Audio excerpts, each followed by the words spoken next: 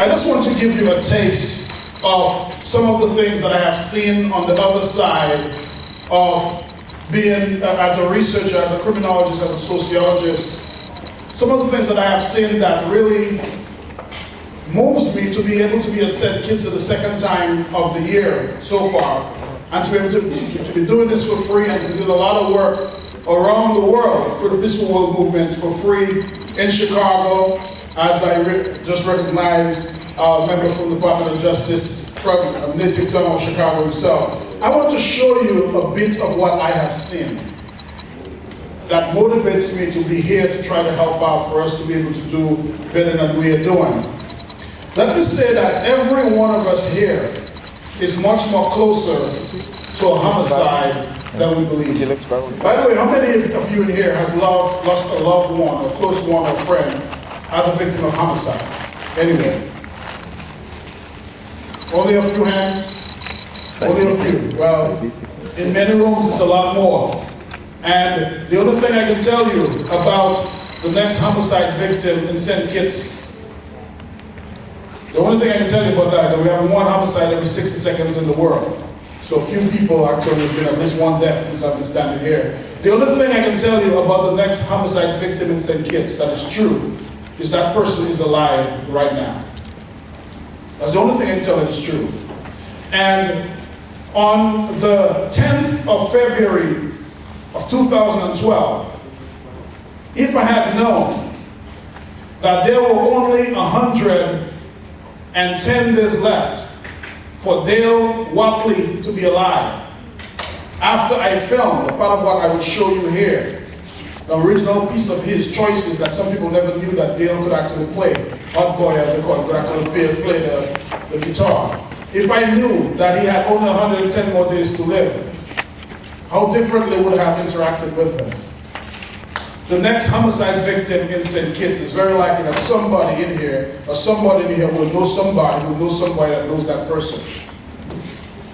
If you knew, there are a lot of people walking around St. Kitts now in Dominica, everywhere, with numbers on their forehead, invisible numbers on their forehead. That number is the number of the homicide victim that they're going to be. Dale Watley had the invisible number 8 stamped on his forehead on the 10th of February of 2012. I didn't see that when I was in the basement, when I was with him in his house, in the place, over there in McBride. I was there when we were driving, walking through the alleyway, and I was filming him in his barber shop. And I was playing basketball with him over at Kim Collins Stadium. And while I was on the street with Chad and the other guys in the neighborhood, I didn't realize there was an invisible number 8 on his forehead. And he was going to be the 8th homicide victim of St. Kitts. I think the number now is 15, then we hit counting. But somebody has the next consecutive number. And what I hope is that those numbers, the last person that will be killed in St. Kitts and Nevis, before December 31st, hopefully the number of that on that person's forehead is going to be smaller than the number on the person's forehead of 2011. Smaller than 2010 up here.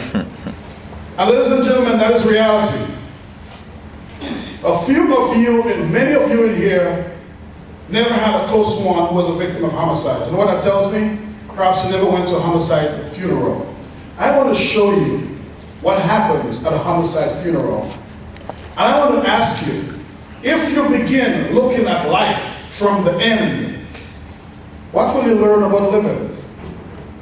What will you learn about living if you start looking at life from the end? So that we have a common vocabulary, I want to show you what some folks, and you can basically remove their faces and where they're from, and just imagine that this is St. Kitts or Dominica, wherever, and the energy will not be very different. So I want to introduce you through the works, and then I will talk about some things. I will go through Lessons from Homicide, the Buffalo Story. That's a movie that I directed and produced in Buffalo, New York.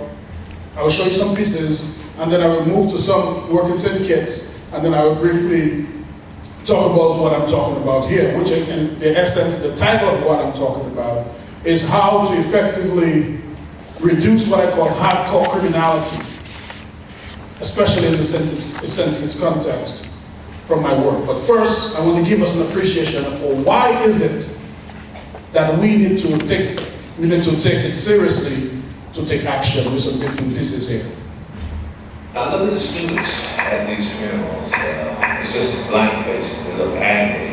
A black man in America today, without a professional skill, without a college degree, is a dead man walking. I went to jail for armed robbery and murder back in 1976.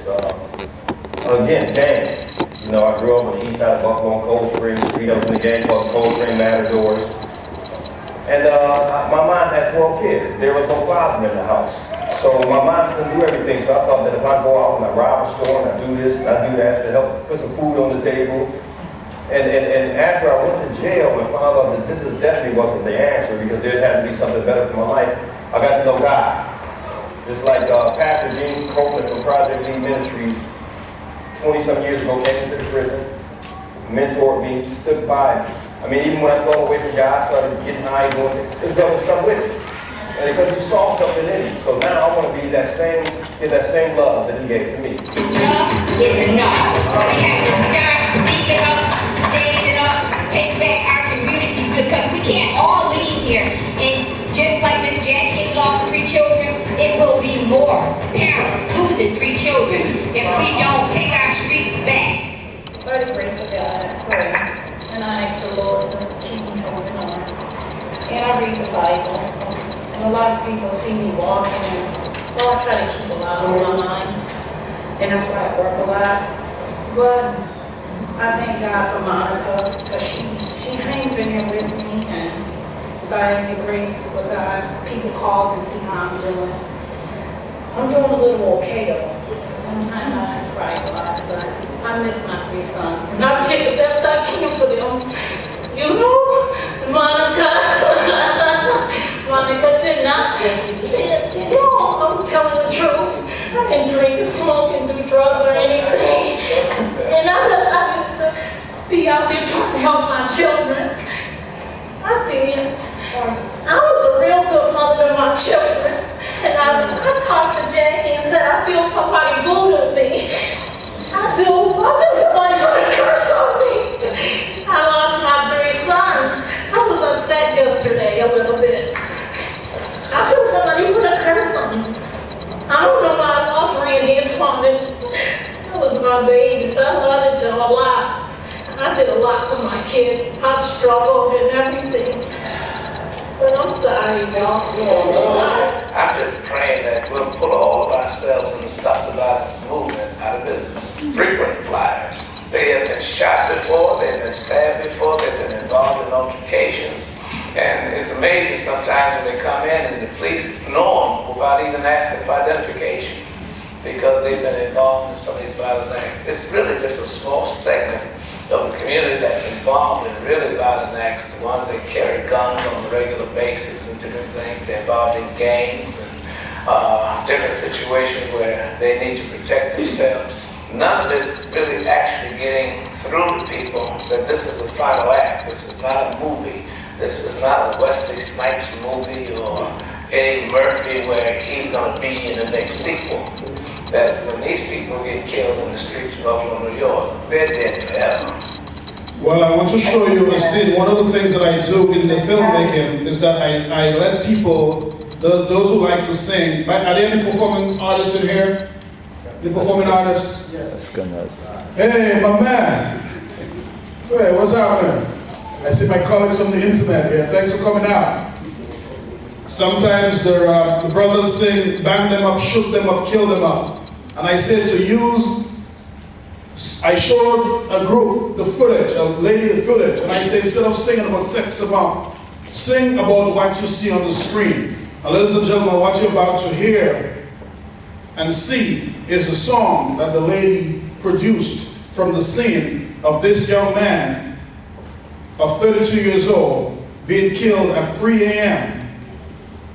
in front of his 3 children, and watch the condition of the lady next to the casket. I will let it start with this young man, this man. 5 of his family members were killed in their home, but it transitions into that, so I'll let it finish here and go right into it. And he stood over and told her to die. It's like we're under terrorism here amongst our own people.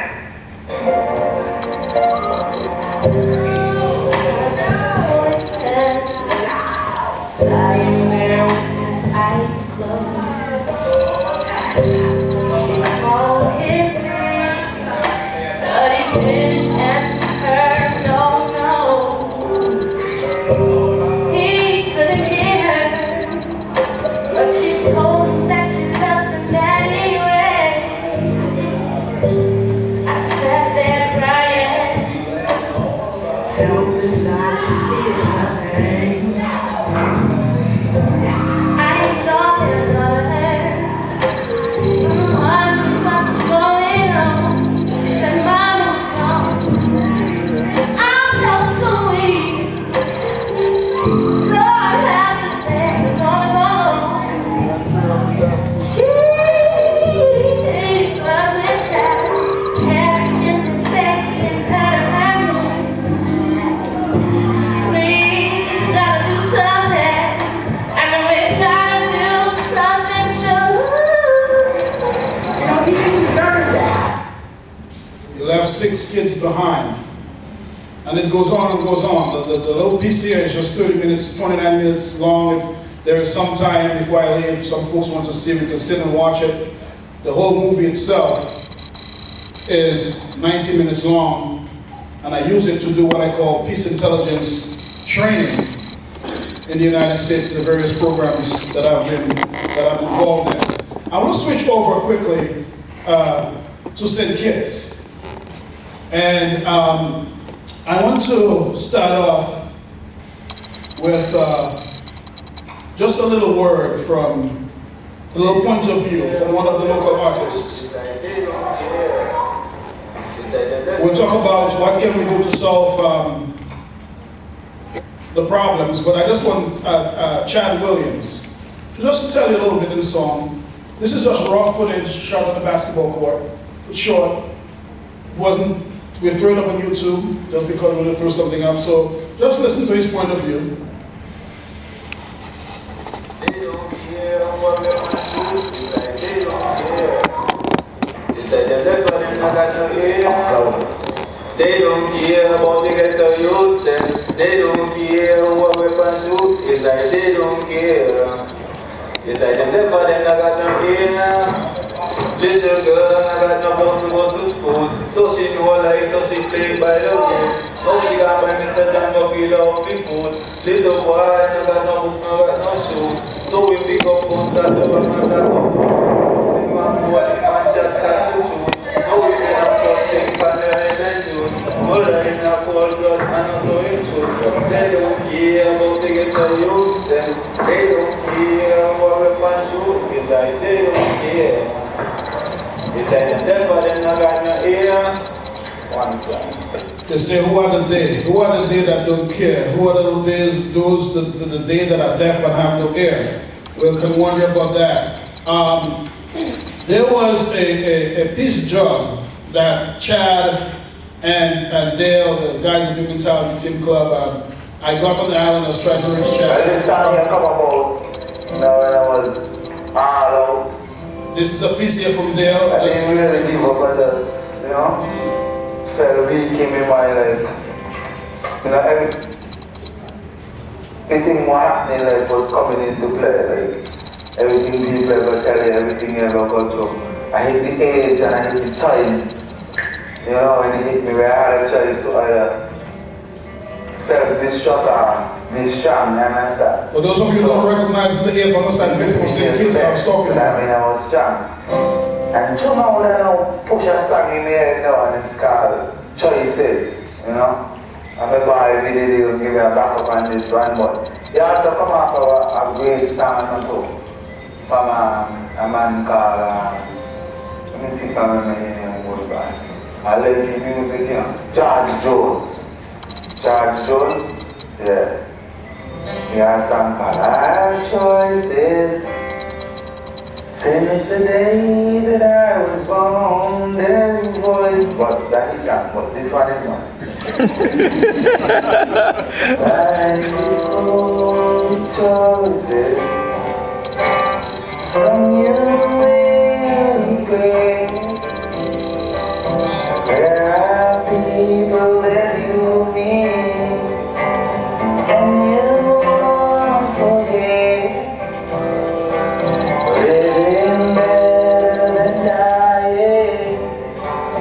Mine is not getting sad. So go and do a deep dive. Try to find who you are. Life is full of choices. Some you may regret. There are people that you need and you won't forget. Living better than dying. Mine is not getting sick. So go into That's a little bit of weed up there in the back. try to find who you are.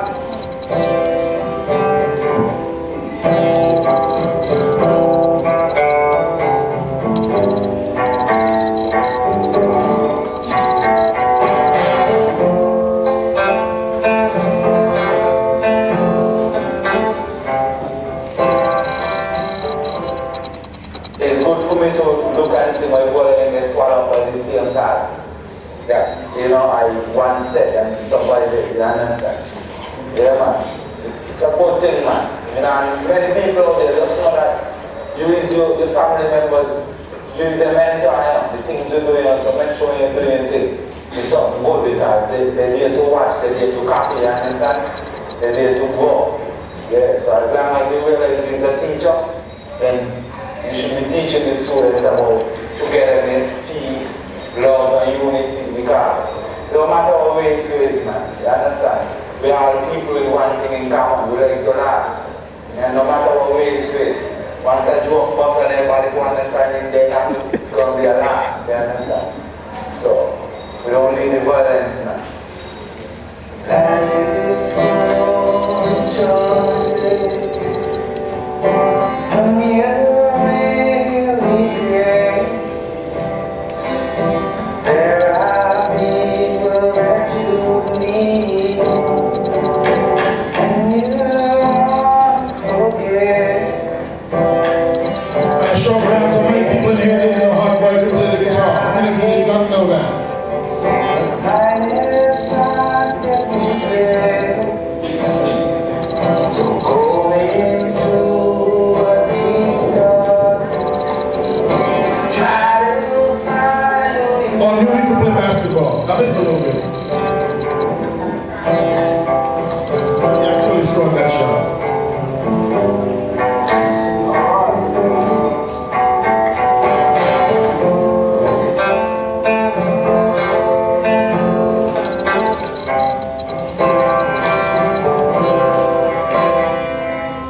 choices. Yeah, let's do this again. Sometime coming soon. New mentality, people working together, gangsters, non-gangsters, violent people, non-violent. You get the picture. Yeah, walk along and build up the country, you know. That's the part, you know. Yeah, that's the right style you guys quote, you know. At least you guys there and nobody come and bully and try to take, you know. All love, you know. All love. Alright. Big. Yeah. Don't do a foolish act, don't end up in jail for life. Don't end up in a cemetery at a young age. Make good choices, man. Make good choices. Live life. New mentality team club, that's what's up. I don't wanna be a memory. I don't wanna be a victim to the streets. I don't wanna be. Say I don't wanna be.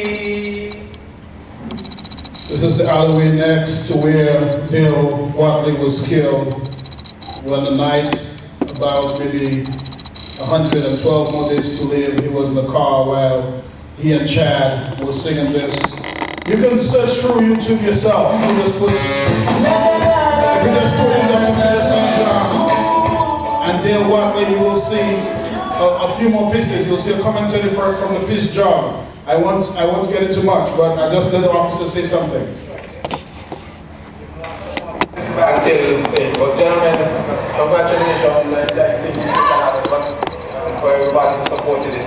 The police would be there. You could let, I think other organizations should take a part of this. It's something that could spark a fire in us as a people, cause us to really unite. And I think you should send out invitations to other organizations. And the police, of course, this is what we're about. Police is going to support you as much as we can. Next time it's going to be even better.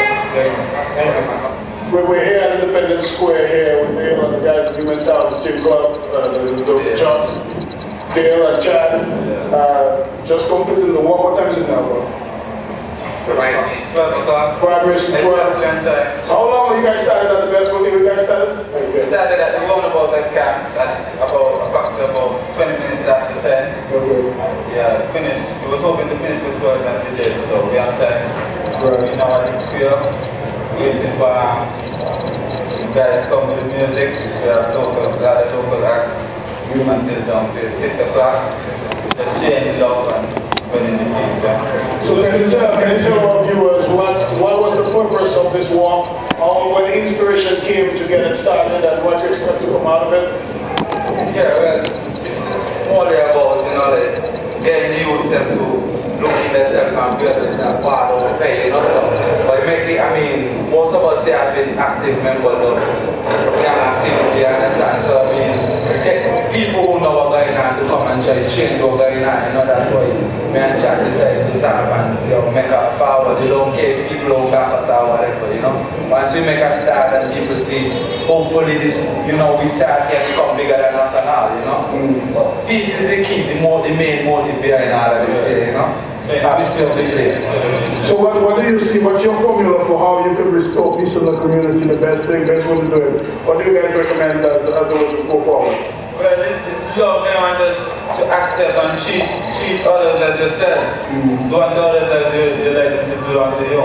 Just share love and get together and just find things to do, and once money making, everybody should just fall back into place.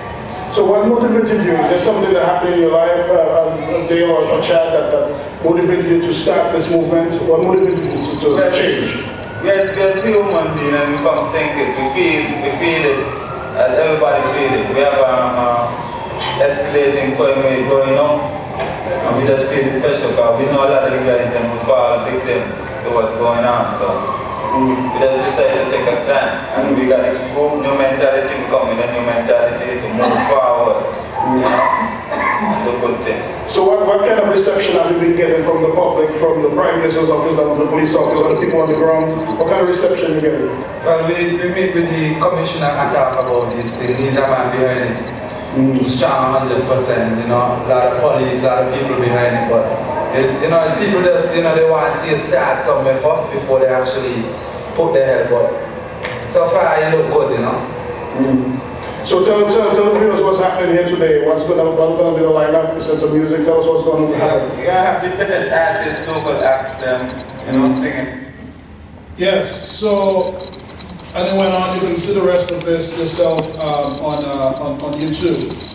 Now, from my point of view, from the many, you can read about myself, read about me on the internet. I'm not going to spend a lot of time talking more besides what Dan had said, but I just suffice it to say it is about 17 years that I've been working on the front line trying to understand these issues of crime and violence, but to understand it in a way of how can we go about and make some sort of difference. And then, if you can probably hold up that book in front of you as well, the first book that I wrote, Lessons from Grand Bay, Prospects from Intended Low Crime in Dominica, Rich Island, in the Caribbean. Thank you. Where a Rastafarian man was shot and killed in 1995, and I was a master's thesis student in Canada at Simon Fraser, and I guess I was young and crazy enough to want to go live in the community while utility vehicles were being turned over and so on. But at the end, I ended up doing the work that resulted in the first community policing program implemented in Dominica, and myself, the Honorable Pierre Childs, who died in office, and myself on the cover there. And from that point, I started to to try to get very curious about understanding those issues, but understanding in a way that we can come to solutions. My second book, Pockets of Crime, Broken Windows, Collective Efficacy and the Criminal Point of View, was published from the University of Chicago. I did my PhD at the University of Chicago, and while I was there, President Obama was a lecturer at the college, and we had some interactions here that kind of led to me now leading one of the legs of the $150 billion investment that President Obama has put into fatherhood in the United States. But in Pockets of Crime, I interviewed robbers, drug dealers, murderers, and say, why do you commit crimes where you commit crimes? How are you doing? Why are you doing this way? And what fascinated me was not so much about when they talked about how they kill somebody or how they sell drugs. What was fascinating to me is what happened when nothing happened. In other words, there were many opportunities that people had to commit wrong, and why didn't they? Right? We hear a lot about the crime and violence, but I say if we really want to reduce crime and violence, because part of the reason why actually I believe that we have not been able to reduce it adequately is because we're asking the wrong question. And the question we usually ask is, why is there so much crime? Why is there so much killing in, say, McKnight? What happened in the village? What happened in Newtown? We talk about different places. And we focus on the crime. When we focus on crime, we learn more about crime. Well, ladies and gentlemen, I submit to you that the question, the right question to begin solving this problem more meaningfully is not why is there so much crime. I don't have any t-shirts to give out, and I probably have one book in here left. Could somebody venture to guess? And as a matter of fact, I will give that person my last autographed book. Can somebody venture to guess if the question is not why is there so much crime? Anybody except Dan? I think I told Dan the answer already. What do you think the question is that should lead us towards the path of making meaningful inroads in solving or reducing especially heavy crime problems? Yes? How to start with criminal activity? How to start with criminal activity? Not quite. That's an important one. Not quite, yes. What causes it to be crime? What causes it? Not quite. Where did it stop? Where did it start? That's a good one, but not quite. What else is there for the criminals to do? What else is there for criminals to do? Good question, but that's not it. Why is In the back? No, I heard the answer. That's a good one, but someone who said it? Why is there more? Wow. How did you come up with that? Why? Tell us about that. Did everybody hear what she said? She said, why isn't there more crime? You might think she's crazy, like you think I'm crazy, and you might think that she's saying that she wants more crime. That's not what she's saying. Why did you say that? Why did you say that? Because we're all human beings and we're all motivated by the same things. And if there's something that stops a person from committing a crime who has much opportunity to do so, then I want to know, well, what stopped you? Now listen, that's a very good point of view. And you have the last copy of my autograph book. If I don't have it, I'll mail it to you. I think there's one more in my suitcase. When you ask, Melody, yes? I was going to say, it sounds like the bond to society drives social control theories.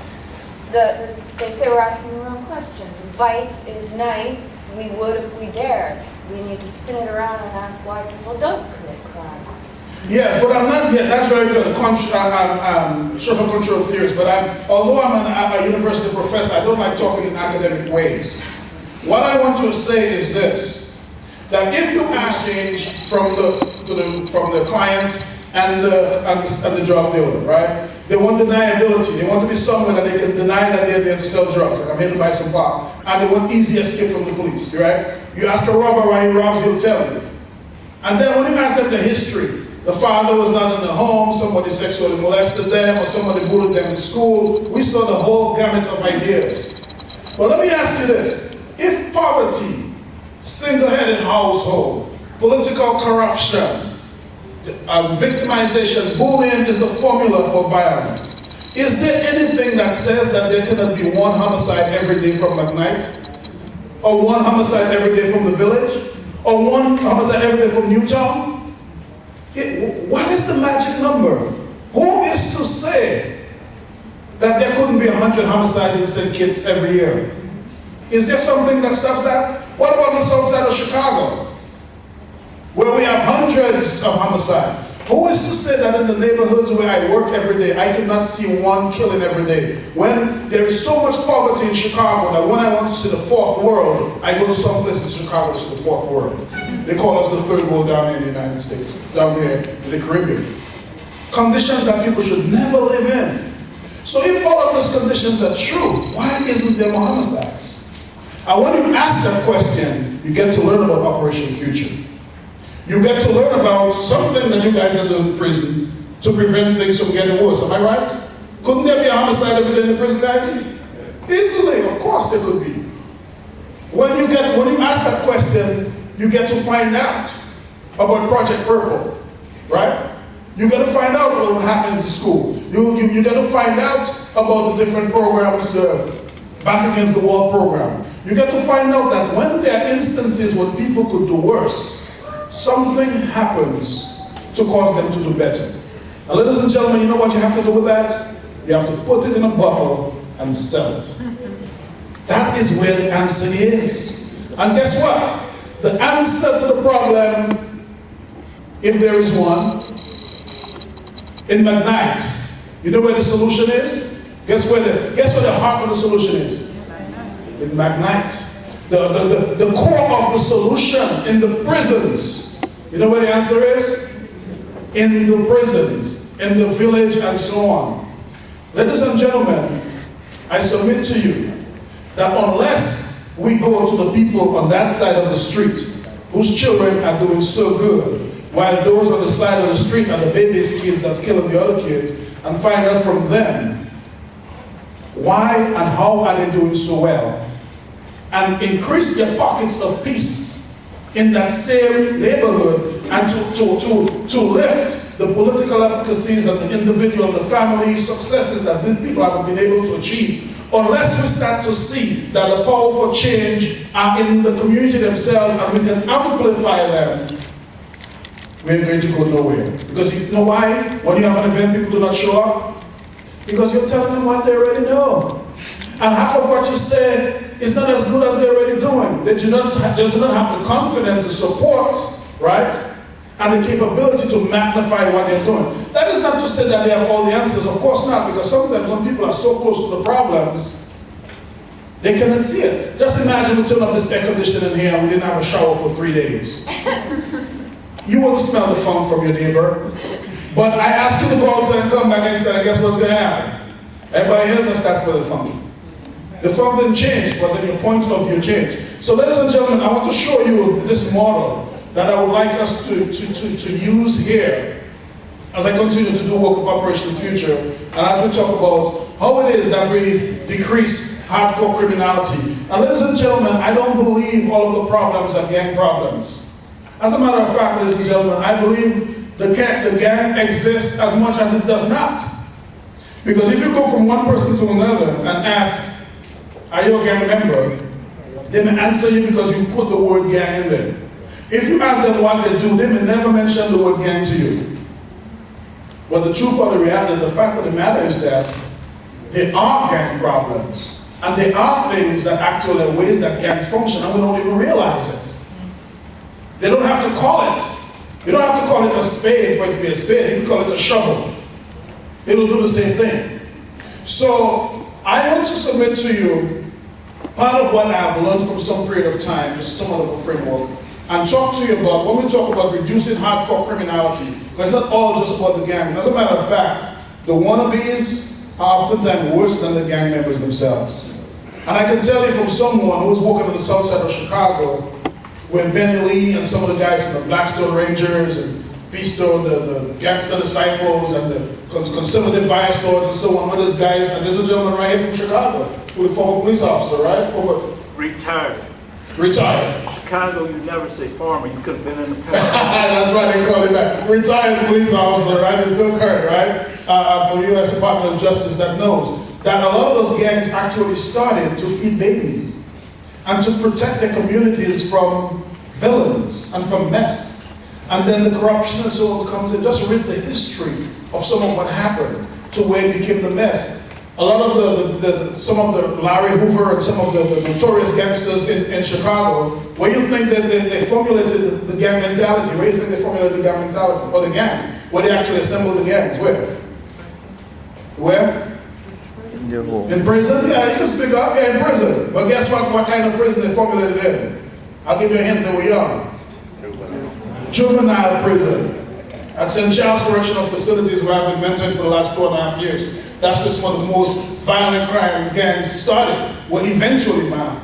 So one of the things that I want to share with you here, and hopefully I can end brief enough that we can have some questions and answers if it's allowed, is that I found from interviewing hundreds of hardcore offenders, murderers, drug dealers, and so on, that in life there are certain experiences, there are certain what I call baseline experiences. Experiences that you may have of being victimized, experiences that you may have with the police brutality, experiences that you may have with poverty, experiences you may have with the absence of the father, that formulate the way you think about the world. This world is out to get me. These politicians are all corrupt. It's not worth it to try to get an education, because if I have to act like the educated guy that sounds like such a fool, and after he gets his education, all he wants to do is to get the young girls, why get an education? And that school teacher that's in class, that male school teacher that tries to hit on that young school teacher, and whenever the young student, whenever she tells her mother denies that it's happening, or the school teacher, the others deny that it's happening, and that young girl in the house whose mother's boyfriend is molesting her, and when she tells the mother beats her and tells her that she is causing problem between her and her boyfriend. Is somebody hearing me here? Yeah. Right? They think that world is out to get them. And the way you think about the world affects the way that you feel about the world. That world, I'm going to get mine. And I'll tell you, the only thing that you need to know about hurt people is what?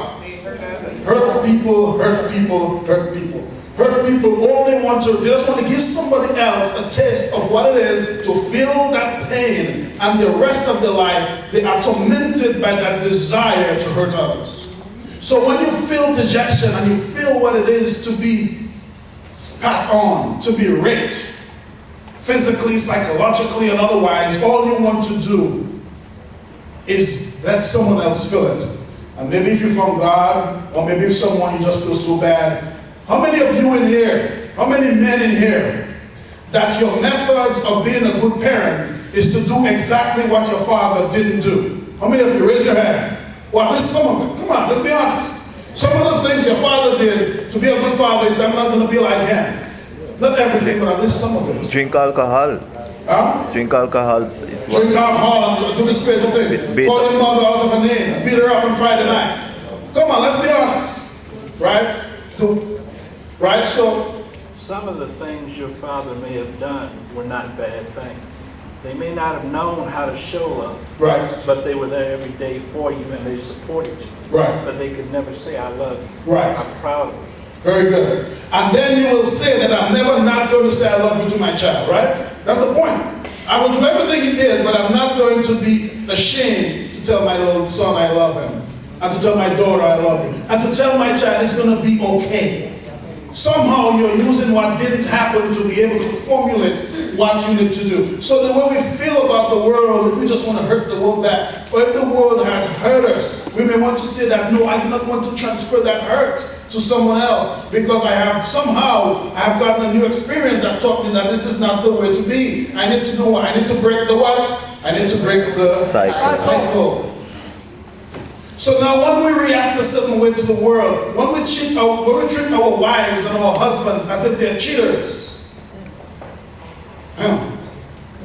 eventually what do they say? If I have the name, I may as well get the game. I may as well have the game. I mean, if you're going to a cheat to accuse me, if you're working somewhere and they're constantly accusing you of stealing, eventually when you see it, you're already called a thief. So a lot of you guys who are in prison, probably live up to your self-fulfilling prophecy, right? People told you that you were nothing, you'd amount to nothing, so you showed them they would amount to nothing. Maybe it's none of you in there, but ask some of your colleagues. I guarantee you'll get some answers. So the way that we feel about the world causes us to react that way to the world.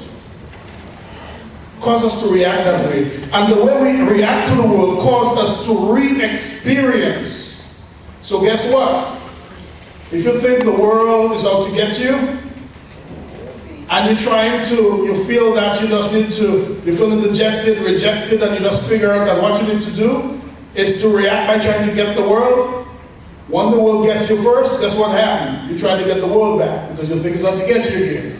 What we need to do, ladies and gentlemen, is we need to introduce people into ways to re-experience the world. And when they re-experience the world, they can change their thinking about the world. And then you meet a guy like Dan. He calls himself the way that he's recognized. I don't want to say it. Who in here can tell me what Dan introduced himself as this morning? The big one. You guys scared to say white guy because there are white people in the room? Come on. He called himself the big white guy. So Dan is the type of guy who will go to a high school and the child will give him some problems and they tell the child, why you giving me some problems? The child says, I don't like white people. Right? So Dan will say, okay, how many white people do you know besides me? The child goes, none. Right? And then Dan will say, well, what have I done to you to cause you not to like me? Who got the breakfast here? Who told that bully to leave you alone? Who is doing back against the wall? What have I, Dan McMullen, did to you that caused you to hate me? That's the only white person that you know. And the person says, the most articulate answer, And then that child starts to rethink the formulation. And the same way that some white students believe that black students cannot learn, so they treat them a certain way. So when they start linking with them, they start to re-experience. Some people in communities believe that all politicians are corrupt. A lot of them are. All police and defense force officials are brutal. A lot of them are, but not everyone is.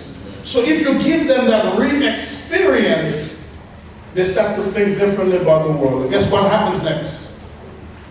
What happens next? They start to think differently. What starts to happen? They feel differently. At least they will want to listen. At least they want to give someone a chance. And if they do feel differently, they will react a little bit differently. They will follow what I teach, just the 10-second rule. That if you're about to do something crazy, just think for 10 seconds. And then when they react, because haven't a lot of people try to agitate you? And they try to get to that point of anger. And when they realize you didn't act that way, they don't know what to do. Because they were trying to push that button. Some people are so good. When they find a button, they don't just press it, they keep their finger on it. And they watch you move like a puppet. But if somehow they do that to you and you stop doing that, guess what's going to happen?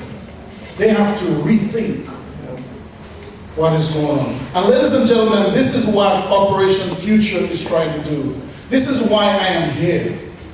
I am here to help people re-experience the things that they thought were so devastating to them that they could not get out of the rat race, that they could not get out of the cycle of diminished quality of life.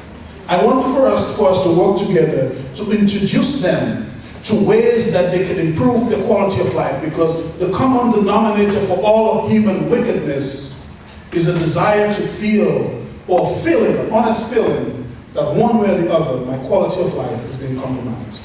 Economically, culturally, physiologically, politically, spiritually, sociologically, psychologically, spiritually. Some people are so mad with God. Hey, I give a sermon on this one, but it's a good thing I'm coming to an end. Some people are so mad with God that they're going to blame Him for everything. So ladies and gentlemen, I just want to remind you of this. And although we're talking about gangs, the gang problem, the gang issue, if and when it exists, is all of our problem. It's all of our issue. And I'll leave you with this last word, ladies and gentlemen. Please join us in Operation Future in what we're trying to do. Please join us, whatever the defense force is doing, and I know they are, the police forces involved in Operation Future, and the various things that you are doing, continue to do good. Guess why? Because the life that you save, the child that you save, may well be your own. Thank you very much, ladies and gentlemen.